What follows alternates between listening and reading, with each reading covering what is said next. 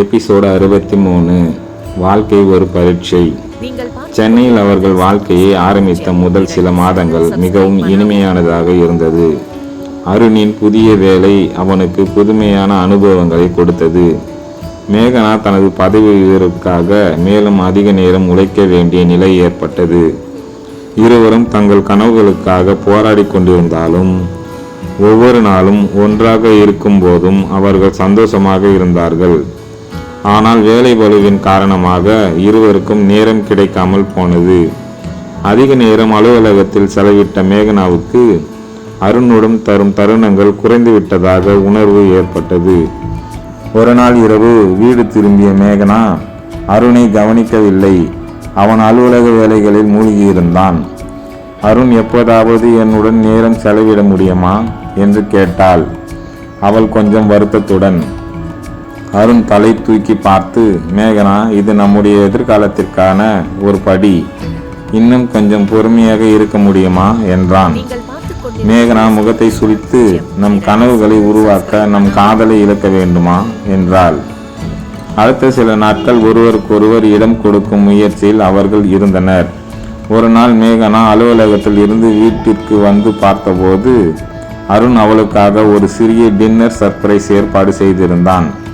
நீ கவலைப்படாதே மேகனா, நம் வாழ்க்கை எப்படி இருக்க வேண்டும் என்பதை நாம் தீர்மானிக்கலாம். காதலுக்கும் கனவுகளுக்கும் இடையில் சமநிலை வைத்தே நாம் வாழ முடியும் என்றான். அந்த இரவு இருவரும் தங்கள் கனவுகளையும் எதிர்காலத்தையும் விவாதித்தனர்.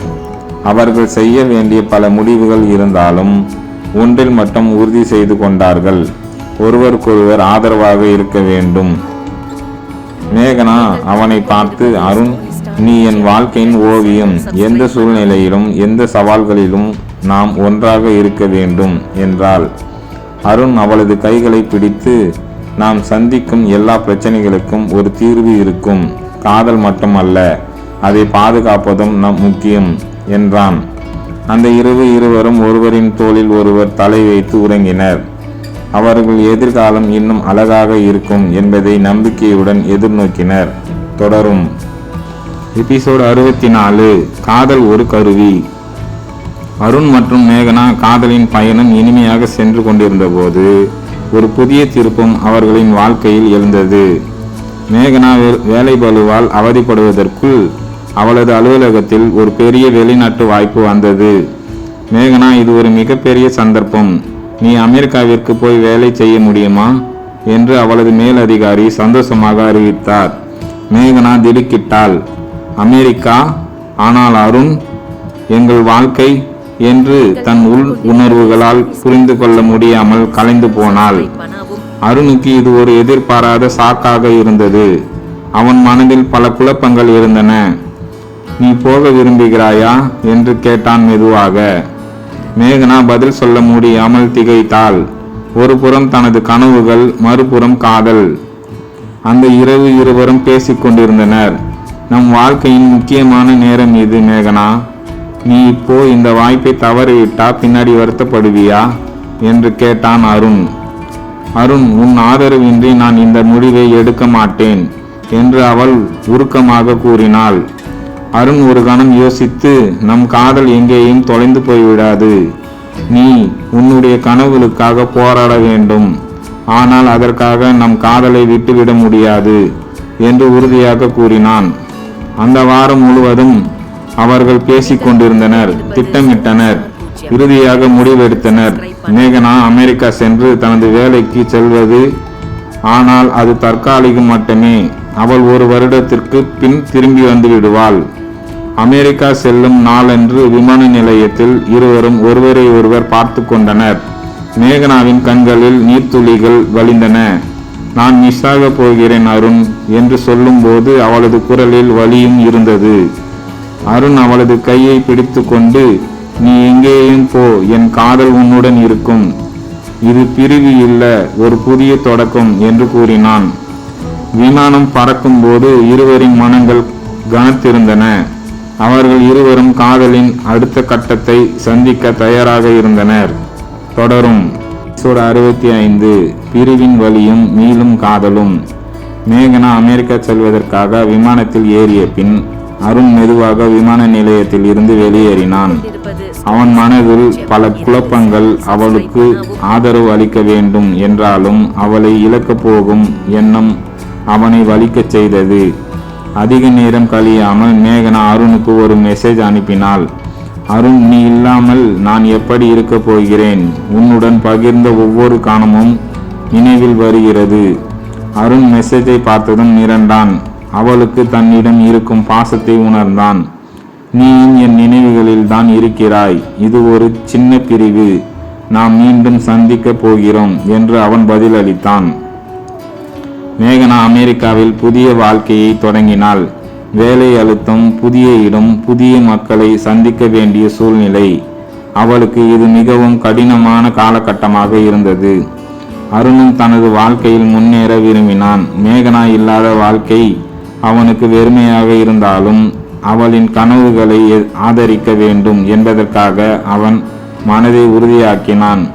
இருவரும் தினமும் பேசிக்கொள்வதன் மூலம் தூரம் அவர்களை பிரிக்கவில்லை.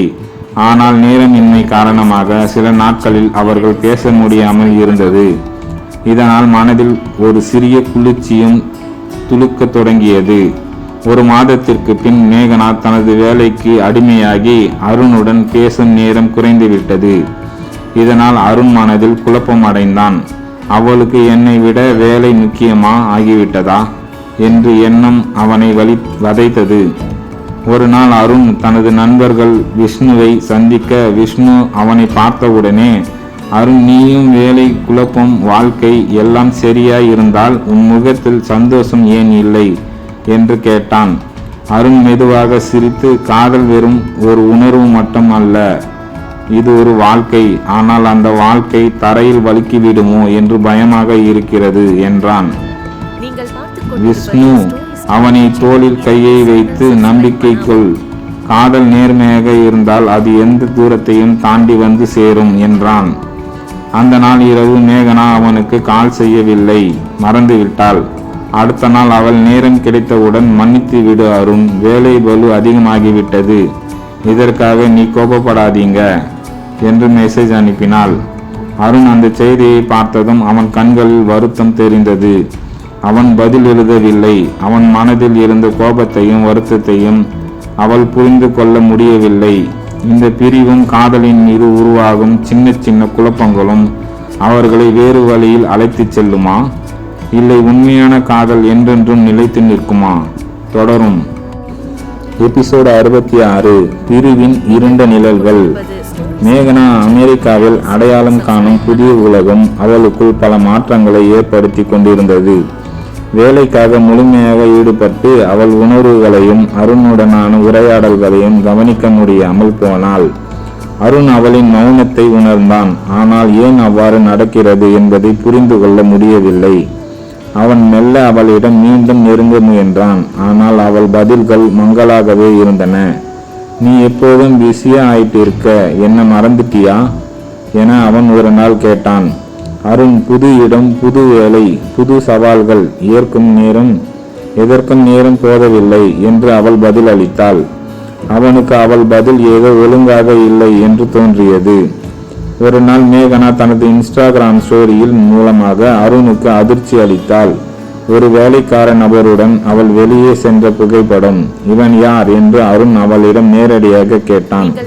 அருண், இவன் ஜெய், என் குழுவில் வேலை பார்க்கிறவன், நண்பனாக மட்டும் நான் இருக்கிறேன் என்று அவள் பதில் அளித்தாள். ஆனால் அருணின் மனதில் ஏதோ ஒரு சந்தேகம் உதித்தது. காதலின் இடையே நம்பிக்கை மட்டும் போதுமா? தொலைவுகள் உண்மையை மாற்றிவிடுமா? நாட்கள் செல்ல செல்ல மேகனா தரும் முக்கியத்துவம் குறைந்து கொண்டே சென்றது. அருண் தன் நம்பிக்கையை விட்டு விடுவானா, இல்லை அவள் உண்மையை உணர்ந்து மீண்டும் அவளுடன் சேர்ந்து விடுவானா? தொடரும். எபிசோடு 67, காதலின் தடுமாற்றங்கள். மேகனா நாளுக்கு நாள் அதிகமாக தொலைந்து போகிறாள் என்று அருணுக்கு தோன்றியது. அவள் முதல் நாட்களில் காட்டிய ஆர்வம், இனிமையான உரையாடல்கள் எல்லாம் மங்கிவிட்டது. அன்பை தேடி திரியும் அருணின் மனம் இனி அமைதியாக இருக்க முடியாது. அவனுக்குள் அவள் மீது ஒரு சந்தேகம் வளர ஆரம்பித்தது. நீ மாறிவிட்டாய் மேகனா, நம்மிடையே ஏதோ ஒரு இடைவெளி உருவாகி இருக்கிறது என்று அவன் அவளிடம் நேரடியாக கூறினான். மேகனா ஆச்சரியமாக அவனை பார்த்தாள். அருண், நீ தேவையில்லாமல் யோசிக்கிறாய். வேலை அதிகம், அதனால்தான் நம்மிடையே பேச்சுக்கள் குறைந்து விட்டன. ஆனால் அவளது பதில் அருணுக்கு திருப்திகரமாக இல்லை. ஒரு முடிவுக்கு வர வேண்டும் என்று அவன் நினைத்தான். அந்த இரவு அருணின் நண்பன் அஜய் அவனிடம் வந்தான். தோழா, உன்னோட அன்பு மேலே முழு நம்பிக்கை இருக்கா என்று கேட்டான். நம்பிக்கையா? ஏன் அப்படி கேட்கிற என்று அருண் குழப்பமாக கேட்டான்.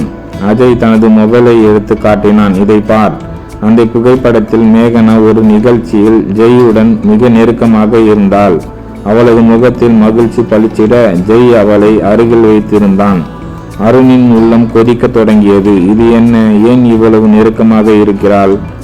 நான் உன்னை காயப்படுத்த வந்ததில்லை, ஆனால் உன் காதலின் உண்மை நிலையை நீயே அறியணும் என்று அஜய் சொன்னான். அடுத்த நாள் இரவு அருண் நேரடியாக மேகனாவை அழைத்தான். நீ யார் மேகனா? நீ என்னை காதலிக்கிறாயா இல்லையா? அருண், இது என்ன கேள்வி என்று அவள் பதறினாள்.